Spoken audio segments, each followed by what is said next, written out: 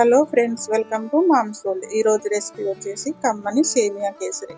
ఈ రెసిపీ ఎలా ప్రిపేర్ చేసుకోవాలో ఇప్పుడు చేసి చూపిస్తాను. ముందుగా స్టవ్ మీద కళాయి పెట్టి నెయ్యి వేసి జీడిపప్పు కిస్మిస్లు వేయించుకోవాలి.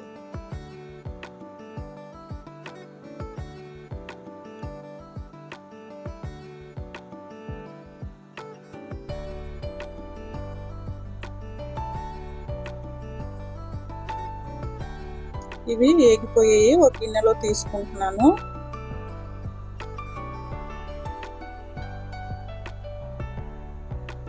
ఇదే నెయ్యిలోని 1 కప్పు సేమియా వేసి వేయించుకోవాలి. గోల్డెన్ బ్రౌన్ కలర్ వచ్చినంత వరకు వేయించుకోవాలి. ఇవి వేగిపోయాయి, ఇవి ఒక ప్లేట్లో తీసుకుంటున్నాను.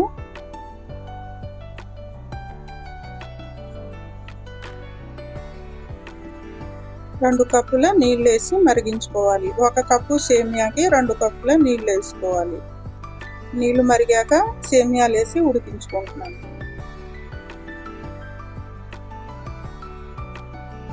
స్టవ్ సిమ్లో పెట్టుకొని మెత్తగా ఉడికించుకోవాలి. ఒకసారి మూత తీసి కలుపుకోవాలి. అడుగు అంటకుండా చూసుకోవాలి.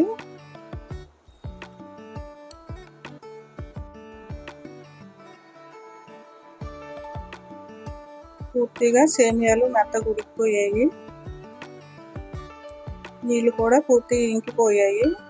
సేమియాలు మెత్తగా ఉడికాకే షుగర్ అనేది వేసుకోవాలి, లేకపోతే గట్టిగా పలుకులుగా ఉంటుంది. 3/4 కప్పు షుగర్ వేసుకుంటున్నాను. కప్పు సేమియాకి 3/4 కప్పు అయితే కరెక్ట్గా సరిపోతుంది. ఒకసారి బాగా కలుపుకోవాలి. పంచదార అంతా కరిగి ఇలా నీళ్ళలాగా వచ్చేస్తుంది కదా. ఇప్పుడు మూత పెట్టి ఉడికించుకోవాలి. స్టవ్ సిమ్లోనే పెట్టుకోవాలి. కొంచెం దగ్గర పడింది.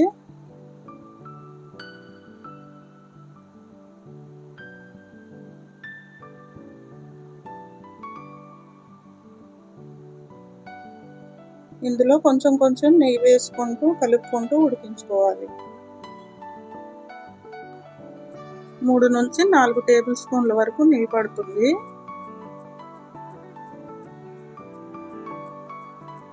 ఫుడ్ కలర్ కూడా వేసి కలుపుకుంటున్నాను.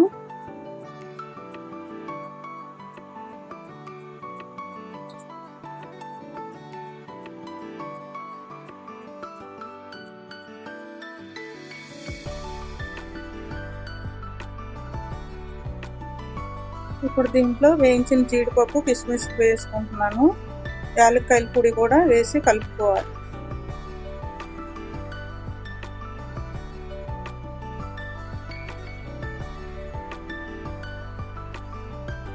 మరి కొంచెం నెయ్యి వేసుకుంటున్నాను. నేనైతే ఒక 3 టేబుల్ స్పూన్ల దాకా వేసుకున్నాను నెయ్యి.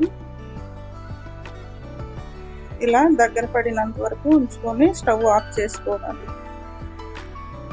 మరి దగ్గర పడిపోతే గట్టిగా అయిపోతుంది. మూత పెట్టి ఒక 10 నిమిషాలు చల్లారనివ్వాలి.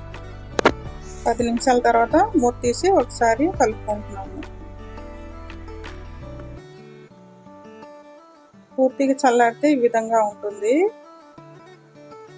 చాలా ఈజీ రెసిపీ, తప్పకుండా మీరు కూడా ట్రై చేయండి. ఈ రెసిపీ కనుక నచ్చితే లైక్ చేయండి, షేర్ చేయండి, సబ్స్క్రైబ్ చేసుకోండి.